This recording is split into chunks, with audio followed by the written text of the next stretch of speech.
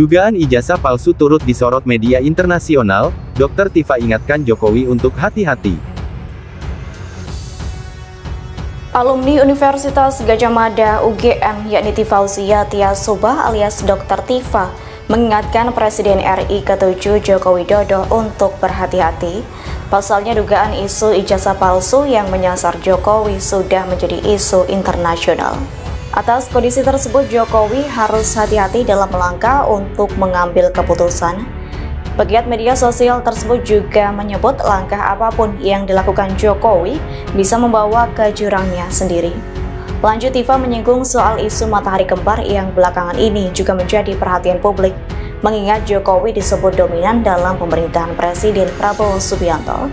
Pernyataan itu disampaikannya melalui media sosial X-nya pada Selasa 29 April 2025. Dalam cuitannya, Tifa mengatakan matahari kembar mendapat penolakan publik, sehingga matahari ilegal akan berupaya untuk dipadamkan.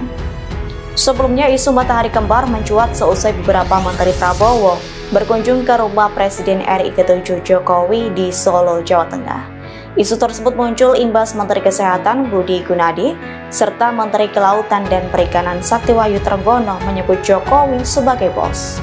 Indonesian President Joko Widodo, also known as Jokowi, is in his final months as president after nearly a decade in power.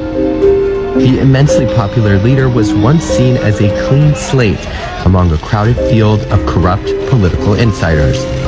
But critics say he is attempting to pave the way for his son to take the vice presidency in the coming election. Will Indonesia be ruled by a political dynasty? But after winning a second presidential term, several of his family members entered politics, veering from a previous stance on nepotism. Saya selalu menyampaikan kepada anak-anak saya untuk bekerja mandiri dan bertanggung jawab, tetapi tidak ikut dengan proyek-proyek yang berkaitan dengan negara. Nggak boleh. In 2020, his eldest son, Gibran Rakabuming Raka, was elected mayor of Solo, and his son-in-law, Muhammad Bobby Afif Nasution, was elected mayor of Medan. His younger son, Kaesang Pangarep, soon joined the Indonesian Solidarity Party and was named its chairman. Ingatkan, saya sarankan, ayo bantu untuk melibatkan lembaga forensik digital internasional. Ini tidak hanya memberikan bobot ilmiah dan hukum, tetapi juga membuat pemerintah lebih sulit untuk menekan hasil investigasi. Jika bukti forensik ini bisa dibuktikan secara global, maka skandal ini bisa menjadi bukan hanya masalah nasional, tetapi juga menjadi isu internasional yang akan mengguncang kredibilitas Indonesia. Maka, ketokohan dari Presiden Prabowo sangat diharapkan untuk bisa menjadi tokoh yang netral dan objektif dalam mengawal kebenaran tentang kasus ini. Sekarang, prediksi terhadap kasus ini dan dampaknya bagi tokoh-tokoh yang terlibat. Jika isu ijazah palsu ini terus bergulir dengan dukungan bukti forensik digital yang terus menguat, apalagi nanti ada dukungan dari lembaga-lembaga internasional, maka ada beberapa skenario yang bisa terjadi. Kita akan membahasnya ya. Pertama adalah sisi skenario potensi perkembangan kasus. Kalau memang mau melibatkan lembaga-lembaga internasional, maka ini akan menjadi sebuah skandal yang meledak secara internasional. Jika bukti yang disajikan oleh para pakar berhasil diverifikasi oleh lembaga forensik internasional, maka reputasi Jokowi akan terancam besar secara domestik maupun global. Legitimasi pemerintahannya selama 2 periode selama 10 tahun bisa dipersoalkan oleh oposisi, aktivis hukum, dan akademis secara legal. Pihak-pihak yang selama ini melindungi Jokowi, saya sarankan harus segera cari strategi bertahan atau justru berbalik arah untuk menyelamatkan diri. Menurut saya, lebih baik orang-orang yang sudah membantu menyelamatkan diri sajalah dari sekarang. Ngapain bela-belain orang salah? Saran saya, lebih baik menjauh saja dan cuci tangan saja agar damage-nya, kerusakannya bagi bangsa ini tidak menjadi terlalu besar. Lalu, partai-partai politik, termasuk pastinya adalah PDIP, bisa menggunakan ini sebagai senjata politik terhadap Jokowi dan Gibran.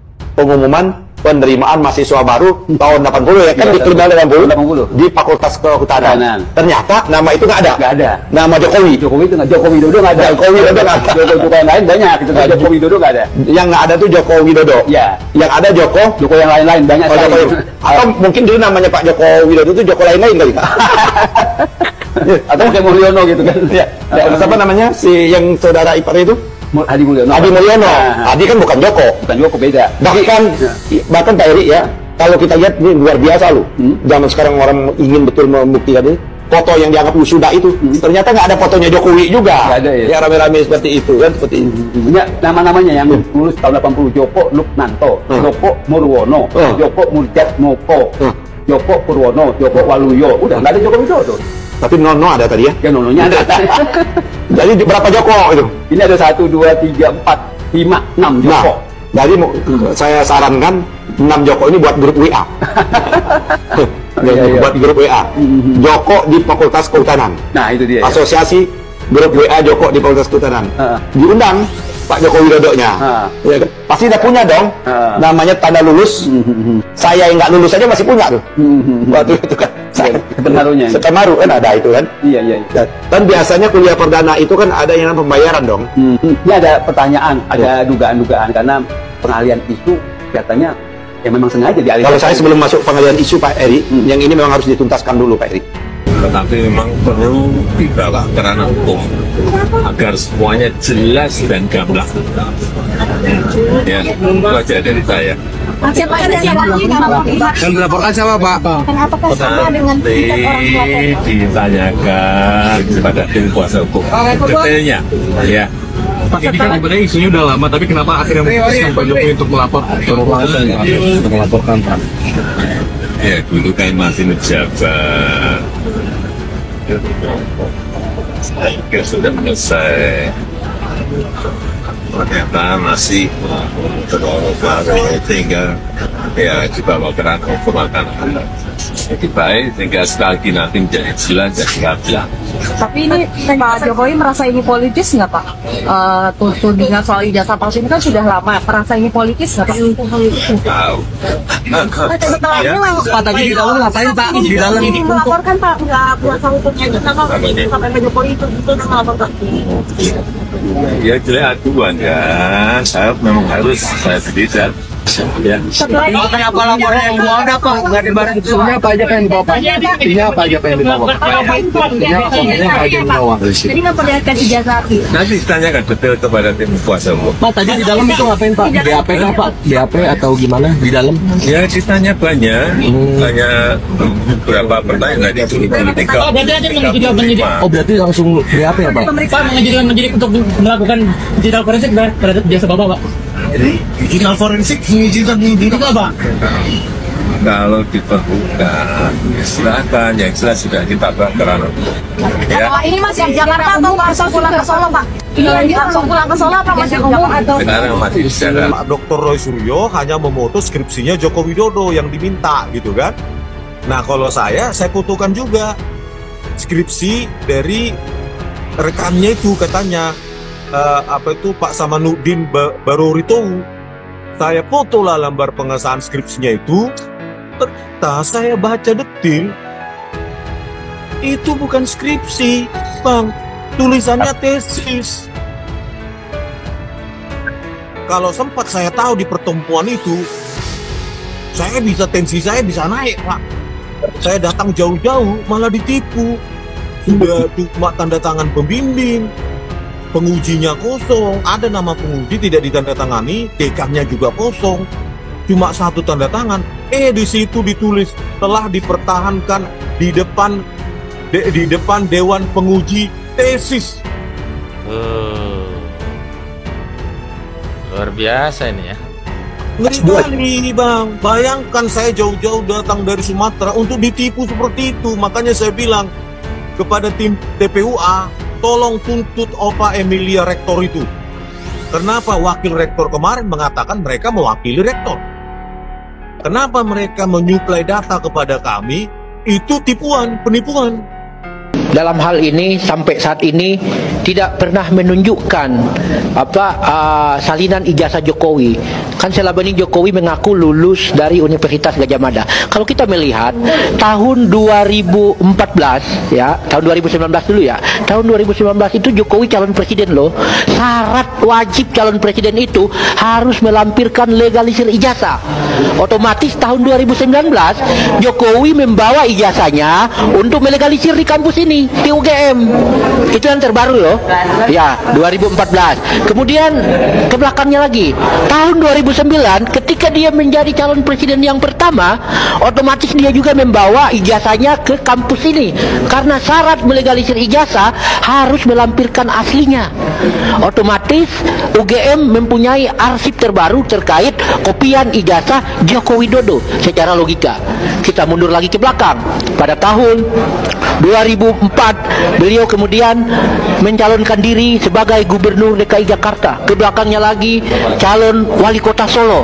Jadi ada 4 kali pencalonan Joko Widodo menggunakan ijazah dari Universitas Gadjah Mada.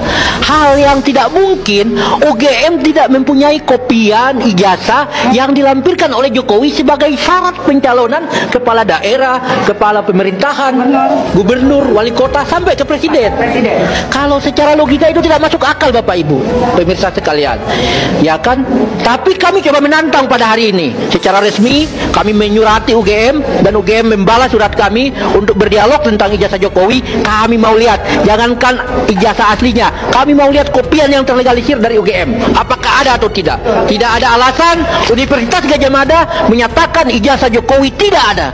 Tidak ada alasan. Karena ini bukan waktu ratusan tahun atau puluhan tahun, baru kemarin 2014 dia mencalonkan sebagai presiden. Kemudian dia calonkan lagi 2019. Terbaru sekarang baru tahun berapa Bapak Ibu? Sekarang baru tahun 2025. Otomatis baru 5. Pegiat media sosial serta alumni Universitas Gadjah Mada UGM Tifauzia Tiasuma alias Dr. Tifa mengingatkan Presiden RI ke-7 Joko Widodo alias Jokowi untuk hati-hati. Pasalnya, polemik dugaan ijazah palsu menurutnya sudah menjadi isu internasional.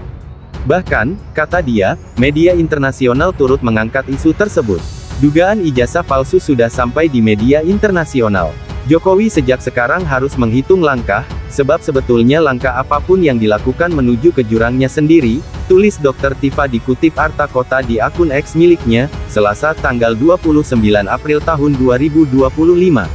Tifa juga menyinggung soal isu matahari kembar yang akhir-akhir ini mencuat, yakni masih dominannya Jokowi dalam pemerintahan Prabowo Subianto. Semesta menolak matahari kembar. Matahari cukup satu. Dan ketika matahari ilegal menolak padam, semesta akan menggerakkan segenap kekuatan untuk memadamkan matahari itu. Tanda-tanda kekuatan untuk memadamkan matahari ilegal adalah pemberitaan media internasional. Hati-hati, Pak Jokowi. Hati-hati, imbuhnya. Tak masalah dipolisikan. Pada kesempatan sebelumnya, Dr. Tifa menanggapi laporan polisi yang dilayangkan oleh pendukung Presiden RI ke-7 Joko Widodo terkait polemik ijazah palsu. Pemuda Patriot Nusantara sebelumnya membuat laporan ke Polres Metro Jakarta Pusat, Rabu tanggal 23 April tahun 2025. 4 orang yang dilaporkan ke polisi yaitu mantan Menteri Pemuda dan Olahraga, Menpora Roy Suryo, ahli digital forensik Rismon Sianipar, wakil ketua tim pembela ulama dan aktivis TPUA Rizal Fadilah dan Dr. Tifauzia Tiasuma. Laporan tersebut terregister dengan nomor LPB 978-4-2025 SPKTPOLRES Metro JA KPU SPOLDA Metro Jaya, pelapor Ketua Pemuda Patriot Nusantara, Andi Kurniawan. Dr. Tifa menanggapi santai laporan tersebut. Justru, menurutnya, akan menjadi momentum bagus apabila nantinya dirinya dihadirkan dalam persidangan. Saya dilaporkan. Bagus. Tegas Dr. Tifa dikutip Arta Kota dari akun X, Jumat tanggal 25 April tahun 2025. Tifa justru punya ide ketika nantinya dirinya disidangkan. Dia akan menagih janji Jokowi yang hanya akan memperlihatkan ijazah miliknya dalam persidangan. Dia sekaligus ingin kembali menguji perkataan maupun janji Jokowi, apakah akan ditepati atau tidak. Mau saya tagih janji Jokowi, sesumbarnya hanya mau memperlihatkan ijazah asli di depan pengadilan. Tulis Dr. Tifa. Di sisi lain, Tifa juga akan meminta kepada Universitas Gadjah Mada UGM untuk menunjukkan semua dokumen yang menjadi bukti keabsahan Jokowi pernah lulus dari universitas itu. Dan saya akan tagih UGM untuk memperlihatkan 34 dokumen yang katanya mereka miliki yang menjadi penguat Jokowi pernah kuliah di UGM. Biar mulai sekarang UGM sibuk bikin 34 dokumen tersebut, tandas Dr. Tifa. Alasan melaporkan Dr. Tifa DKK. Di sisi lain, kuasa hukum pemuda Patriot Nusantara, Rusdiansyah menerangkan, pihaknya telah melaporkan 4 orang yang dianggap menuding ijazah Jokowi palsu. Keempat orang itu adalah menurutnya mantan pejabat negara, dokter, aktivis dan ada yang mengaku sebagai ahli. Pasal yang disangkakan itu 160 KUHP tentang penghasutan mengenai tuduhan ijazah palsu Jokowi, katanya di Mapolres Metro Jakarta Pusat, Rabu. Saat membuat laporan ke polisi, ia bersama kliennya membawa sejumlah bukti terkait penghasutan yang dilakukan 4 orang tersebut. Laporan ini, lanjut Rusdiansyah, dibuat karena sudah menimbulkan kegaduhan soal ijazah palsu Joko Widodo. Bisa kita lihat sendiri terjadi di Civitas Akademika UGM. Di Solo, di sekitar rumah Pak Jokowi juga menimbulkan ketidaktertiban dan meresahkan. Nah, kedatangan klien kami hari ini ingin juga negara hadir memberikan kepastian atas kegaduhan ini, ungkapnya. Rusdiansyah memastikan kliennya tidak pernah berkomunikasi dengan kuasa hukum Jokowi maupun dengan mantan Presiden RI tersebut. Laporan yang dibuat karena ada dugaan tindak pidana karena telah membuat kegaduhan di masyarakat maupun sosial media. Kami kan lihat dari laporan pasal 160 saja itu delik umum. Sebagai warga negara melihat ada dugaan tindak pidana ya kita laporkan, tegasnya. Rusdiansyah berharap laporannya bisa ditindaklanjuti oleh pihak kepolisian dan memproses secara hukum demi memberikan efek jera. Hal ini agar depannya tidak ada lagi pihak-pihak yang menyebarkan informasi tanpa bukti. Jadi, rakyat tidak lagi gelisah menyekolahkan anak di UGM misalnya, menyekolahkan anak di sekolah-sekolah negeri kita, sekolah-sekolah swasta kita, karena dipertanyakan kualitasnya, karena diseruduk oleh sekelompok orang, imbuhnya.